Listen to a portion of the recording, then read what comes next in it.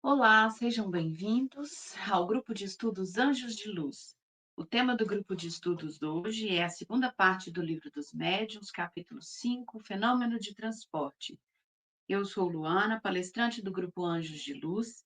Peço licença a Deus, a Cristo, a equipe médica do Grande Coração de Achatarian, representada por Dr. Helmut, mentor espiritual do grupo Anjos de Luz. Orai e vigiai sempre, luz, paz e bem. Você que ainda não conhece o Grupo Anjos de Luz, vamos nos apresentar. O Grupo Anjos de Luz tem como missão promover o ser humano através de uma escuta fraterna, solidária, responsável e segura, contribuindo para o bem-estar e equilíbrio das pessoas e animais. A assistência espiritual é feita através de tratamentos disponibilizados no site cirurgia espiritual à distância, cirurgia espiritual presencial, oração pessoal, oração para casa, oração para o animal e oração para o tutor. Os tratamentos são gratuitos, complementares e não dispensam acompanhamento com o médico. Acompanhe a programação online, divulgada todo início de mês nas redes sociais. Mantra do perdão, amor e gratidão do Grupo Anjos de Luz. Hoje me perdoo e neste momento perdoo a todos. Peço perdão. Sinto muito, eu me amo, amo a todos.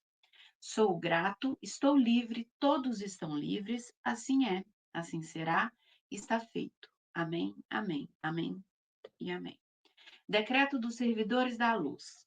Eu sou um corpo de luz e eu acendo a luz em mim e ao meu redor. Eu aciono as potencialidades cósmicas da luz para que vibrem em cada ser. Eu sou a luz. Eu sou a mais alta vibração de luz, eu sou luz. Eu vibro na luz e permaneço na luz por toda a eternidade. Hoje o tema abordado, então, será a segunda parte, capítulo 5, Fenômeno de Transportes do Livro dos Médiuns. E Kardec começa no item 96, conceituando o que seriam os fenômenos de transporte, como aqueles que consistem no trazimento espontâneo de objetos inexistentes no lugar onde estão os observadores. Ele coloca que até o momento o fenômeno difere dos quais nós abordamos até o momento, pela intenção benévola dos espíritos e pela natureza dos objetos quase sempre graciosos. Também pela maneira suave, delicada, pelas quais esses objetos são trazidos. Então, ele dá um exemplo como flores, frutos, confeitos, joias e outros objetos também podem ser é, meios da manifestação deste fenômeno de transporte.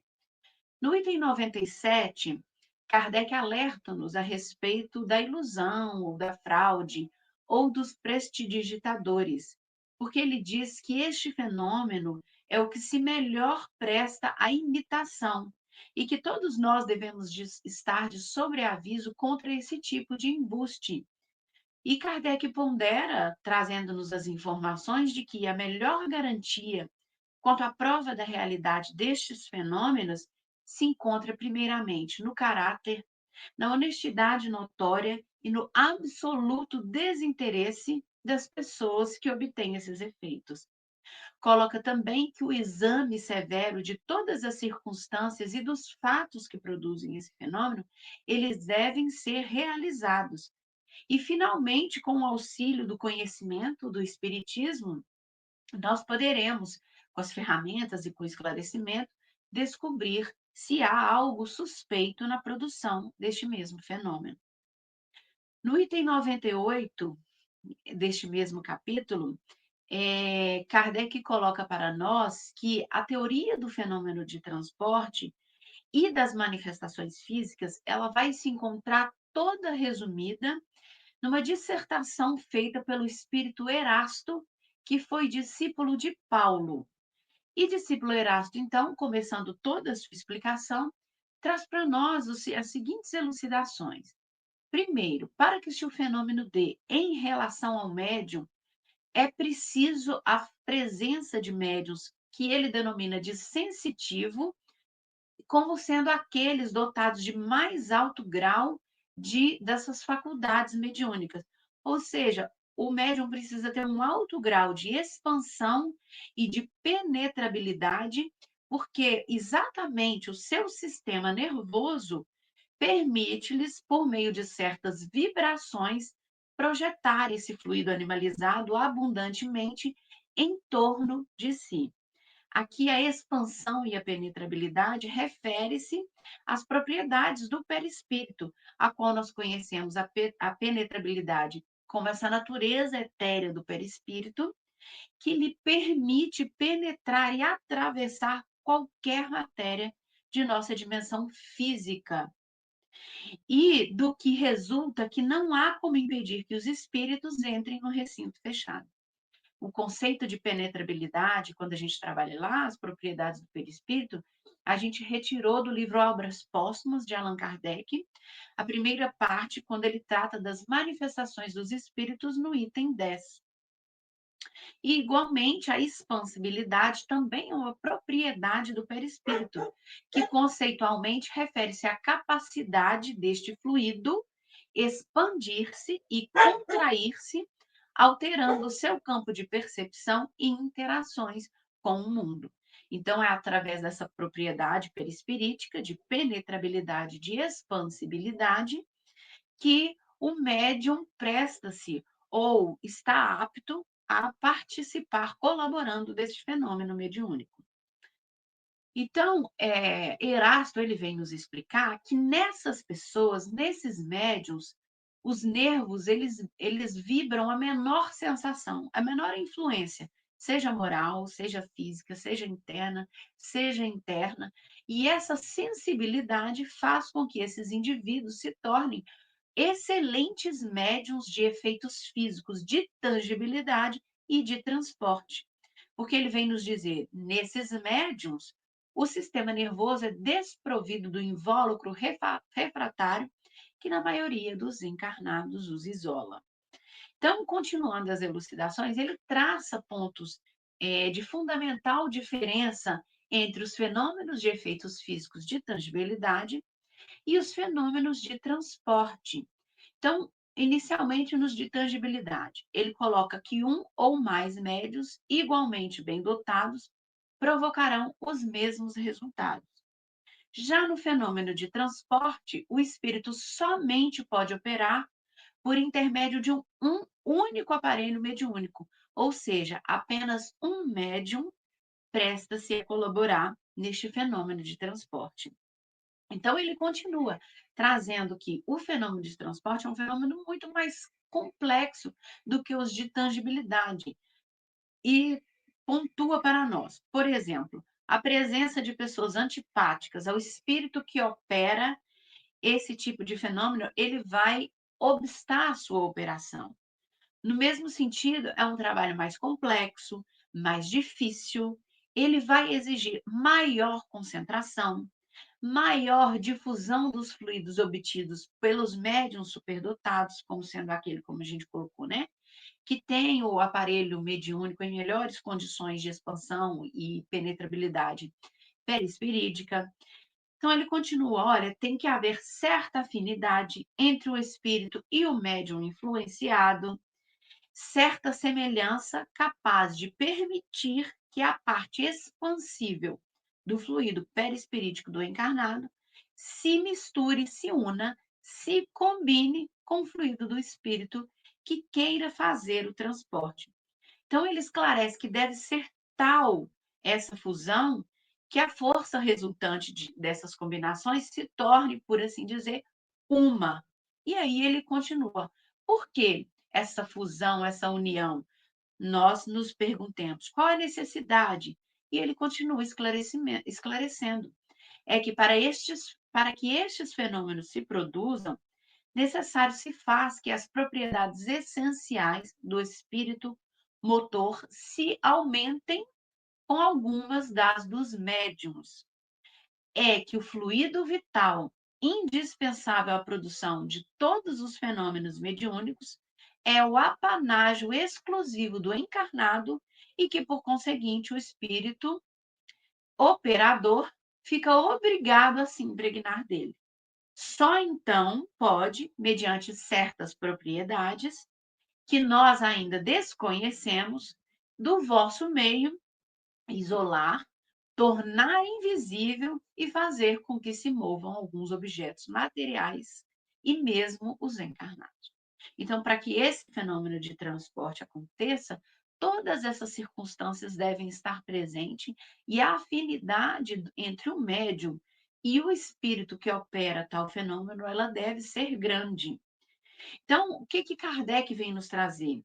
Que pelas dificuldades que cercam esse tipo de fenômeno, a gente pode concluir que esses fenômenos são extremamente raros e que, por ele ser, né, complexo, os espíritos, ao realizá-lo, eles realizam um trabalho quase que material, acarretando para eles aborrecimento e fadiga.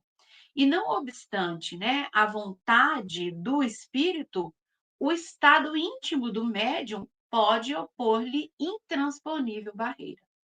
Então, é um trabalho complexo, quase material para o espírito, raro, e que aqui a vontade do médium ela vai contar na produção desse fenômeno. Porque se a vontade do médium, a depender como se manifesta, ela pode ser refratária, dificultando o espírito de realizar esse tipo de trabalho. Então, além de todas essas questões já abordadas em torno da realização desse fenômeno, o espírito Erasto vem concluir para nós que os fenômenos de tangibilidade, como as pancadas, a suspensão, os movimentos, são fenômenos simples, que foram estes que nós abordamos até o momento, e que ocorre pela dilatação e concentração de certos fluidos que podem ser provocados e obtidos pela vontade e trabalho de médiuns aptos a isso, quando secundados por espíritos amigos e benevolentes, que a gente já entendeu que são os médiuns de efeitos físicos. No entanto, os fenômenos de transporte, eles são múltiplos, são complexos, exigem um concurso de circunstâncias especiais, uma combinação muito especial de fluido aptas a isolar e tornar invisíveis esses objetos destinados ao transporte. Então, ele diz: olha, os fenômenos de tangibilidade, esses são frequentes. Barulhos, pancadas, suspensões, tudo que a gente abordou até aqui. Já os fenômenos de transporte, estes já são mais raros, por tudo que a gente pôde ver até o momento. Então, o que ele traz para nós? Olha, nenhum médium poderá dizer, olha, neste momento, nesta determinada hora, esse fenômeno vai se realizar, né? Trazendo muito a questão em contrapartida ao que acontecia, né? Mais uma vez, os ilusionistas, os shows. Então, o que Kardec traz para nós? Não é fácil assim. Né? O médium pode dizer, "Ó, nessa hora, nesse momento, isso vai acontecer. Por quê? Porque muitas vezes as condições, todas essas condições especiais exigidas para que esse fenômeno aconteça, não estão presentes. E o próprio espírito, ainda que queira realizar o fenômeno, ele se vê obstado a fazê-lo em razão da ausência dessas circunstâncias. E quando esses fenômenos de transporte acontecem em público, o que Kardec nos traz? Que isso é duplamente difícil de se realizar. Porque ali as diversas forças refratárias presentes, de curiosidade, de dúvida, de antagonismos, elas literalmente vão paralisar os esforços do espírito e também do médium. Então, o médium que traz, né, a questão da lisonja, de poder produzir esse fenômeno à vontade, eles merecem e são motivos de suspeita, ele coloca, né? Um merecimento justo, porque ordens dadas ao espírito nesse sentido, ou a produção desses fenômenos para espetáculo e divertir curiosos, a gente viu que é praticamente impossível de se realizar, porque eles são dificultosos e extremamente raros de acontecer pelas circunstâncias que exigem. Então, o que ele vem trazer? Que tudo bem, se é absurdo repelir sistematicamente todos os fenômenos do além-túmulo, também não é de bom aviso aceitá-los todos cegamente. O essencial aqui é estudar cada um para que, conhecendo as circunstâncias pelas quais cada um se dê, nós possamos, através dessa análise rigorosa, chegar à conclusão de que aquele fenômeno é verídico ou aquele fenômeno trata-se de um embuste ou de uma manifestação de prestidigitadores, que são essas pessoas, né, que têm habilidade com as mãos e, portanto, através dessa habilidade, elas iludem, né? Então, o que que ele traz? Olha, se o fenômeno é espontâneo, nós podemos aceitá-lo, ao mesmo tempo que nós devemos repeli-lo se o mesmo se repete de forma demasiadamente. Então, ele diz: olha, submetei sim o fenômeno à mais rigorosa análise, porque o Espiritismo ele não tem nada a ganhar com essas pequenas manifestações que esses prestidigitadores passam a imitar. Muito pelo contrário, né? Ele perde se realizadas sob o nome dele, sob o manto dele. Então, no item 9, Kardec continua com os seus esclarecimentos. Então, há uma particularidade notável nesse tipo de fenômeno, é de que alguns médios só obtêm estado sonambúlico. Depois a gente vai ver nas perguntas e respostas mais adiante que não é uma regra absoluta, tá? A grande maioria dos médios só o produzem em estado sonambúlico, mas pode ocorrer deles produzirem em estado de vigília. Mas Kardec assevera, pontua, que os fenômenos que eles têm observado acontecem dessa forma, em estado sonambúlico. Por quê? Aqui o estado sonambúlico, porque no estado sonambúlico há um desprendimento natural do médium. É o que a gente chama de fenômeno de emancipação da alma, né? Então, o médium em desdobramento, ele se desprende naturalmente do corpo. Então, ele coloca uma espécie de isolamento do espírito e do perispírito que facilita essa combinação necessária dos fluidos. E aí, em tal caso dos transportes, que eles, na época, estavam sendo testemunhos ou testemunharam, né? Então, é um fenômeno, como eu coloquei, de emancipação da alma. E aí é interessante que eu deixo para vocês, né, de casa, a leitura. Deixa eu pegar o livro aqui. A leitura dessas perguntas e respostas, né, que a Kardec formula e Erasto vai responder, são perguntas que vão do 1 até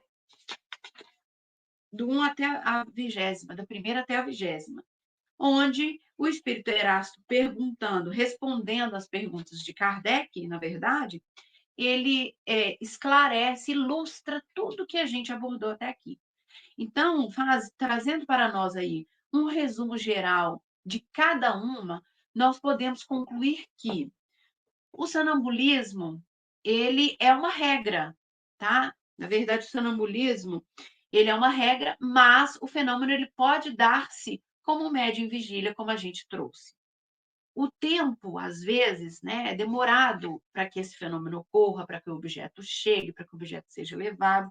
Então, o tempo ele é necessário, porque há essa combinação fluídica, né?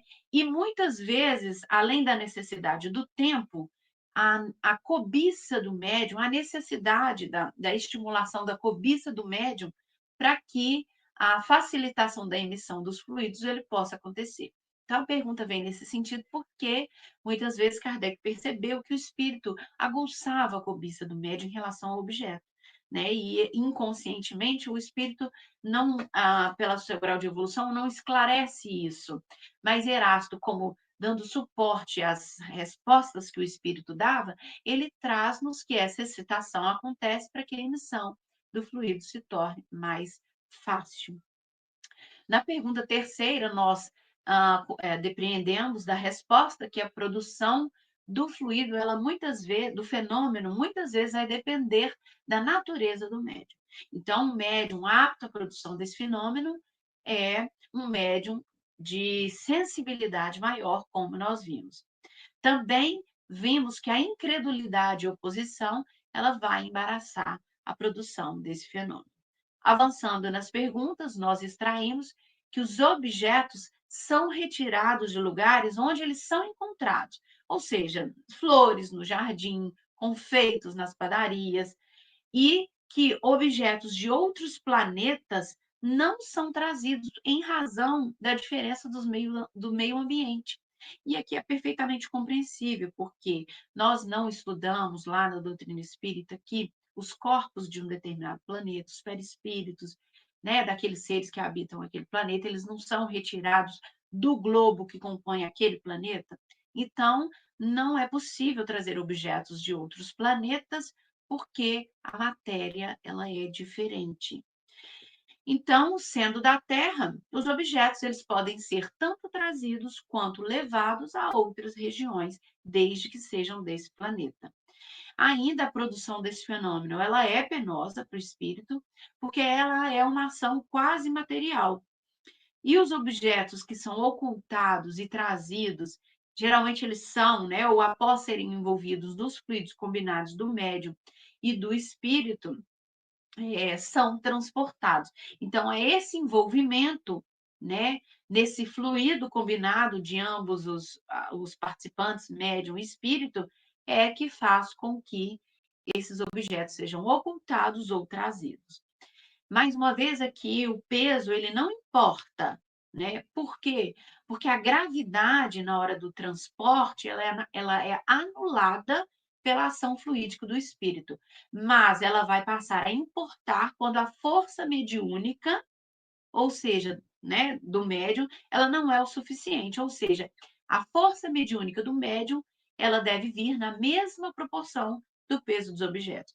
Lá das mesas girantes, nós vimos que o fenômeno, às vezes, ele se dava com maior facilidade ou menor, mas que muitas vezes ele terminava na metade, a mesa despencando, às vezes caindo, quebrando, porque a potência mediúnica, o potencial mediúnico do médium, muitas vezes esgotava-se. Então, o fenômeno ele estava impedido de prolongar-se porque a força fluídica havia se esgotado. Aqui é algo semelhante. O peso ele não vai importar, desde que a força mediúnica seja proporcional. Se a força mediúnica é baixa, então aqui o peso ele vai importar sim. Então, ele continua, né? A gente vai depreendendo dessas perguntas. Por ser necessária condições especiais para a produção do fenômeno, quase sempre a razão do desaparecimento de objeto se dá em razão do nosso descuido. Então, nem tudo que desaparece é de responsabilidade dos espíritos. Então, ele traz isso para a gente não atribuir isso aos espíritos. Geralmente é o nosso descuido mesmo, porque, como nós vimos, não é fácil ocultar, não é fácil transportar, não é fácil trazer um objeto por conta dessas situações especiais que o fenômeno exige. Mais uma vez, quando é perguntado sobre a fabricação dos objetos, o espírito ele responde: olha, a mim não é dada essa faculdade, eu não consigo fazer isso, porque o grau evolutivo dele não permite. Mas a fabricação de objetos ela vai depender, portanto, da evolução do espírito. E por último, ele vem nos dizer que a questão da penetração dos objetos em um recinto fechado é uma questão muito complexa, porque ela não se dá através da desagregação da matéria. Então, o fato dele transportar um objeto para um lugar fechado, trancado, não significa que ele desagregou a matéria, porque se nós admitirmos isso, nós admitimos a destruição do objeto. Mas, na verdade, ele impregna esse objeto fluidicamente, e depois de impregná-lo, como a gente viu, né, adiante, por esses fluidos combinados do espírito e do médium, ele transporta para lugares fechados, fazendo-o aparecer somente quando ele queira. Então, a gente viu, né, também fez algumas ponderações a respeito dos espaços interatômicos entre essas matérias, que hoje a ciência já traz esse esclarecimento. Mas sobre esse ponto especificamente, ela vai ser explicada num capítulo mais adiante, intitulado Do Laboratório do Mundo Invisível. E é com essas questões, as quais nós fizemos uma abordagem geral, um esclarecimento geral, que Kardec ele termina o capítulo e que eu deixo aí para vocês lerem uma a uma como dever de casa. Então, eu espero que tenham gostado. A gente encerra com a oração de bênção do Dr. Helmut, que traz para nós as seguintes frases. Eu o abençoo, 2025. Eu abençoo a minha vida. Eu abençoo o Grupo Anjos de Luz. Eu abençoo a minha casa. Eu abençoo a minha família. Eu abençoo o meu trabalho. Eu abençoo tudo que tenho. Eu abençoo tudo que sou. Eu abençoo tudo que sinto. Eu abençoo tudo que penso. Eu abençoo todos os meus amigos. Eu abençoo todos os meus inimigos. Eu abençoo as minhas conquistas. Eu abençoo o meu sucesso. Eu abençoo as minhas realizações. Eu abençoo a minha vida com saúde e paz. Eu abençoo a minha vida com abundância. Eu abençoo a minha vida com prosperidade. Eu abençoo a minha vida com luz e bem. Eu abençoo a minha vida com alegrias. Por todas as bênçãos recebidas, eu agradeço e peço a Deus que abençoe todo o planeta. Por tudo eu dou graças hoje e sempre. Espero que tenham gostado do tema abordado no grupo de estudos Anjos de Luz, que possamos estudar sempre a fim de auxiliar a nossa compreensão, a aceitação e entendimento de tudo o que acontece em nossa vivência terrestre. Aguardamos você no próximo mês. Agradeço a Deus, a Cristo, a equipe médica do Grande Coração de Achatarian, representada por Dr. Helmut, mentor espiritual do grupo Anjos de Luz, orai e vigiai sempre, luz, paz e bem.